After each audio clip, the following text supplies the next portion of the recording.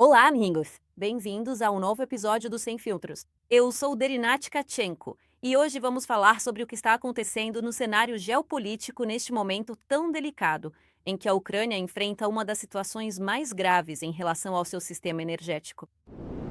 Ao mesmo tempo, em Davos, foram feitos anúncios importantes, negociações trilaterais nos Emirados Árabes Unidos. E Donald Trump deu um passo atrás inesperado em seu projeto sobre a Groenlândia. Vamos destrinchar tudo em detalhes, conectando os fatos para que fique claro como eles se relacionam entre si. Primeiro, vamos falar sobre a situação na Ucrânia. O que é mais urgente e o que mais nos afeta no dia a dia? A Rússia continua com uma campanha sistemática de ataques contra a nossa infraestrutura energética crítica. Esses bombardeios não são aleatórios. Eles buscam enfraquecer a capacidade de geração, distribuição e transformação de eletricidade em todo o país. O ministro da Energia, Shimikyo, descreveu como o dia mais difícil para o sistema energético. As razões são danos acumulados em geradores, redes de distribuição e transformadores-chave. Bairros totalmente residenciais. Atenção! Como consequência, em todas as regiões da Ucrânia estão sendo aplicados horários de desligamento programado de eletricidade. Em Kiev, a situação é particularmente crítica. O prefeito Vitaly Klitschko informou que aproximadamente 2.600 prédios residenciais continuam sem fornecimento de aquecimento. A grande maioria na margem esquerda do rio Dnipro.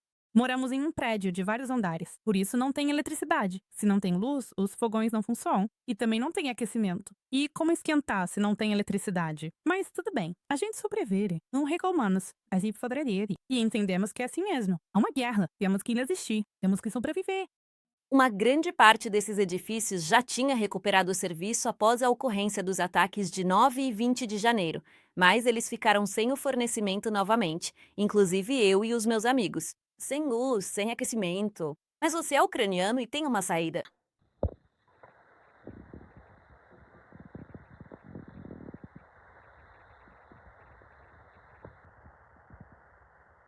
Yummy, delicioso. Como você vê a atitude como nossa principal arma?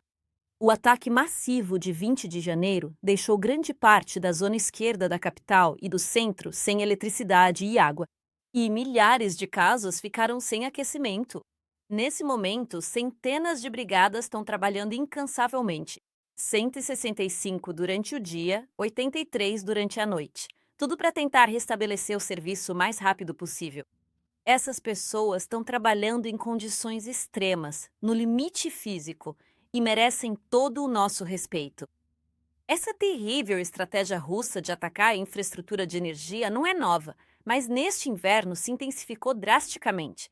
O objetivo principal e deliberado é criar um sofrimento em massa na população civil e aumentar a pressão psicológica para forçar concessões em qualquer mesa de negociação futura.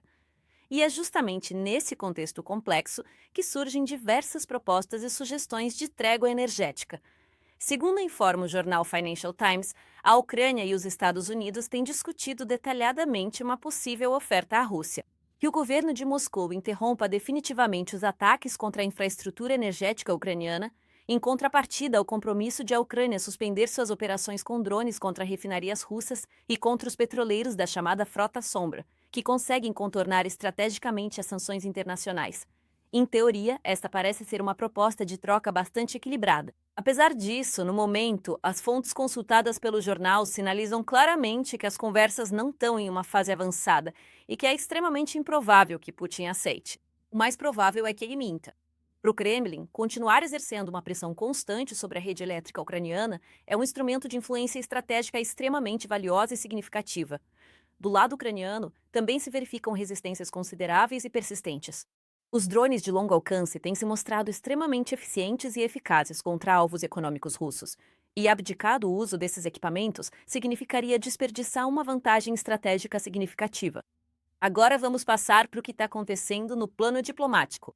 O excelentíssimo presidente Volodymyr Zelensky anunciou diretamente de Davos, na Suíça, que na sexta-feira e no sábado, dia 24 de janeiro, serão realizadas importantes reuniões trilaterais nos Emirados Árabes Unidos, entre Ucrânia, Estados Unidos e Rússia. Não se trata de conversas diretas entre as delegações ucraniana e russa, mas sim de um formato semelhante ao que foi utilizado em novembro passado. Cada parte fala separadamente com a delegação dos Estados Unidos. Zelensky apresentou esta situação como um passo positivo em nível tático, mas deixou claro uma mensagem muito clara.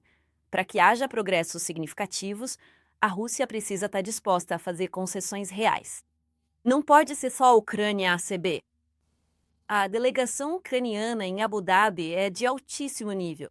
Essa lista inclui o atual secretário-geral do Conselho de Segurança e Defesa, Rustem Umerov, o ilustre chefe do gabinete do presidente para assuntos de segurança, Kirill Budanov, o senhor primeiro vice-chefe do gabinete da presidência, Sergei Kislyska, o respeitado líder da bancada do Partido Servo do Povo no parlamento, Davi Aramia, e também o chefe do Estado-Maior-Geral das Forças Armadas Ucranianas, Andrei Ignatov. Zelensky enfatizou de maneira bastante incisiva que, dentro de um contexto mais amplo, a Genatov necessita obrigatoriamente estar presente, porque os militares devem participar ativamente dessas conversas.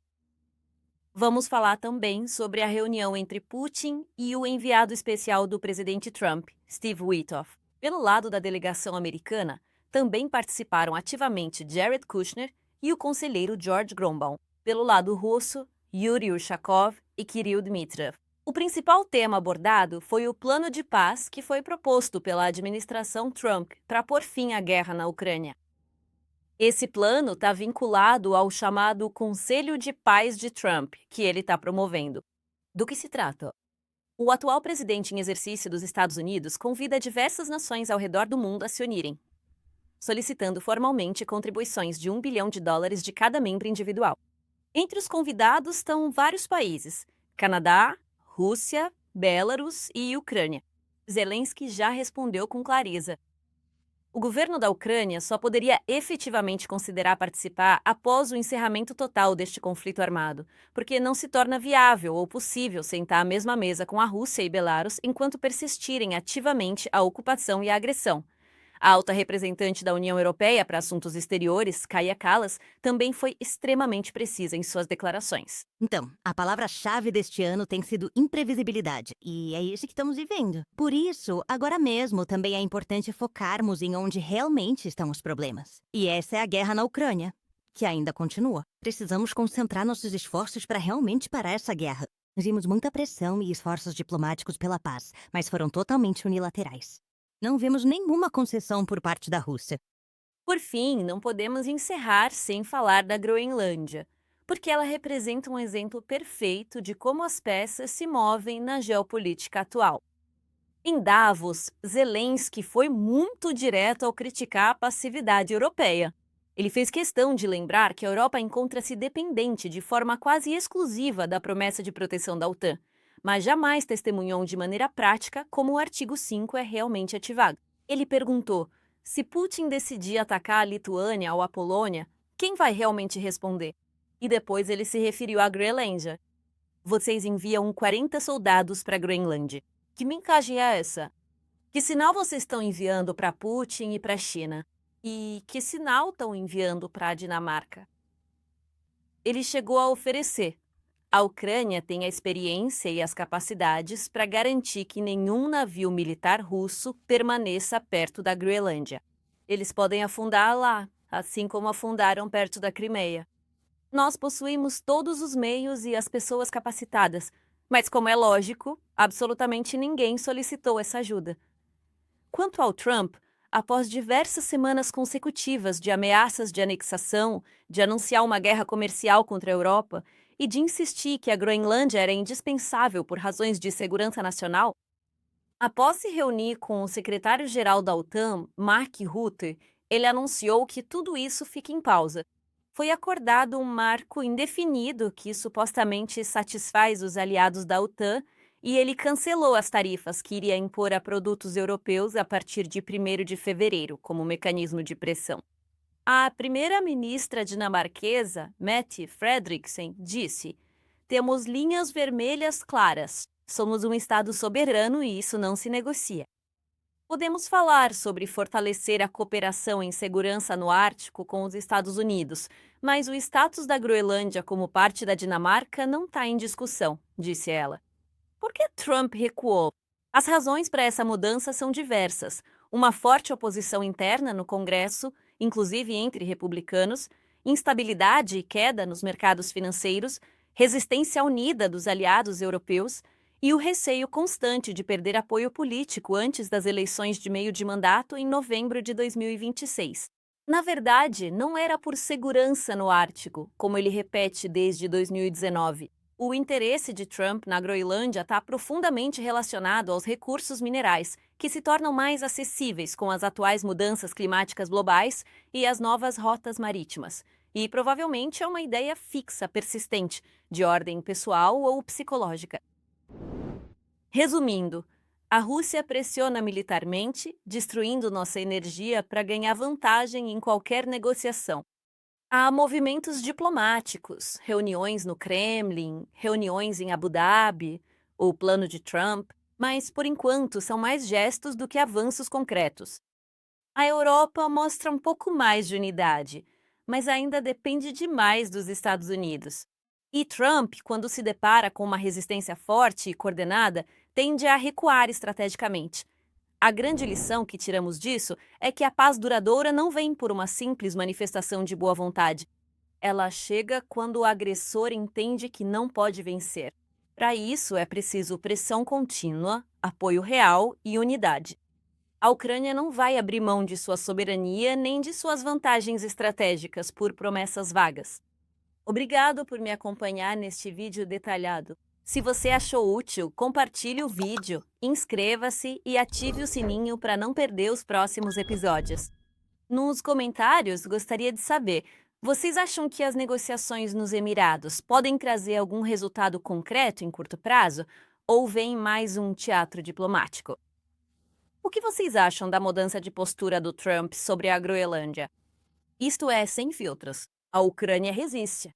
Continuamos falando, claro, e nos vemos em breve. Sem distorções, sem filtros.